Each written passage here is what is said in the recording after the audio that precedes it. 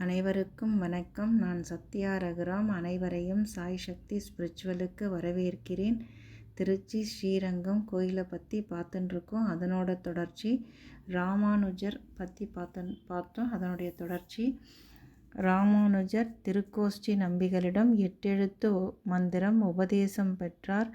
ஓம் நமோ நாராயணா என்ற மந்திரத்தை உபதேசம் பெற்றார். உபதேசம் பெற்ற ராமானுஜர் குருவின் கட்டளையை மீறி நாம் மட்டும் தனியாக மோட்சம் போவதை விட பல்லாயிரம் மக்கள் மோட்சம் அடைவது சிறந்தது என்று திருக்கோஷ்டியூர் சௌமிய நாராயண பெருமாள் கோவில் கோபுரத்தின் மேல் ஏறி மக்களுக்கு 8 எழுத்து மந்திரத்தை உபதேசம் செய்தார். இதை கேட்டு வியந்த திருக்கோஷ்டியூர் நம்பிகள், இதனை ராமானுஜர் சித்தாந்தம் என்பேன். எம்பெருமான் திருவடிகளே சரணம். ஸ்ரீரங்கம் ரங்கநாத பெருமாள் கோவிலில் திருப்பாவாடை உற்சவம் ஆண்டுதோறும் குறிப்பிட்ட நாளில் நடைபெறும். கதம்ப சாதம் நெய்வேத்தியம் ராமானுஜருக்கு முதல் பிரசாதம், பிறகு அனைவருக்கும் வழங்குவார்கள்.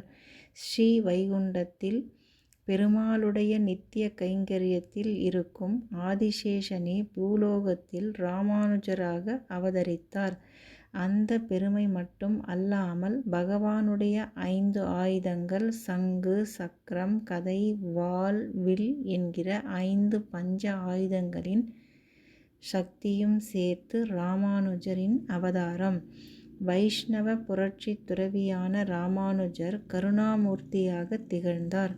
முதல் யுகமான கிருத யுகத்தில் ஆதிசேஷன் எம்பெருமானுக்கு படுக்கையாக இருந்து கைங்கரியம் பண்ணினார். பெருமாள் எங்காவது சென்றால் குடையாகவும் வருகிறார் ஆதிசேஷன். பெருமாள் அமர்ந்து கொண்டால் அவரே சிம்மாசனம், நின்றால் மறுபடியாம். பெருமாள் நின்றால் பாதுகையாக இருக்கிறார். பெருமாள் சயனித்து கொள்ளும்போது அவரே படுக்கையாகவும் இருக்கிறார். அது கிருதயுகம்.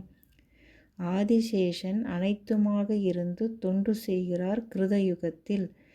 திரேதாயுகம். எம்பெருமான் ராமனாக அவதரித்த போது ஆதிசேஷன் இளைய பெருமாளாக அவதரித்து ராமருக்கு கைங்கரியம் பண்ணினார். துவாபர யுகம். எம்பெருமான் கண்ணனாக அவதரித்த போது ஆதிசேஷன் நம்பி மூத்தபிரான் அண்ணன் பலராமனாக அவதரித்து கண்ணனுக்கு கைங்கரியம் பண்ணினார். கலியுகம். ஆதிசேஷன் கலியுகத்தில் நாம் அனைவரும் உய்வடைய வேண்டும் என்ற நோக்கத்தில் அனைத்துலகம் வாழ பிறந்த எதிராஜ மாமுனியாக கலியுகத்தில் ராமானுஜர் அவதரித்தார். அரங்கனின் திருவடிகளில்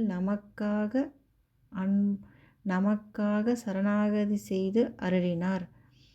ஆண்டாளின் பாசுரத்தை ஆனந்தமாய் அனுபவித்து அனைவருக்கும் உணர்த்தினாரே. திருப்பாவை ஜீயர் ஆனாரே. ராமானுஜரின் 3 திருமேனிகள் புகழ்பெற்றவை. தமருகந்த திருமேனி மேல்கோட்டை என்ற திருநாராயணபுரம், மைசூர். 2வது தானுகந்த திருமேனி ஸ்ரீபெரும்புதூர். 3வது தானான திருமேனி ஸ்ரீரங்கம். ராமானுஜரின் பூத உடல்.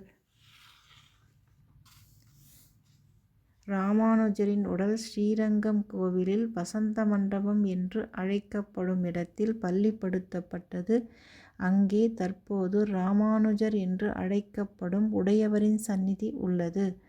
அங்கே பத்மாசனம் நிலையில் அமர்ந்து தியானத்தில் உள்ள திருமேனி போல என்றும் உயிரோட்டமாக காணப்படுகிறது.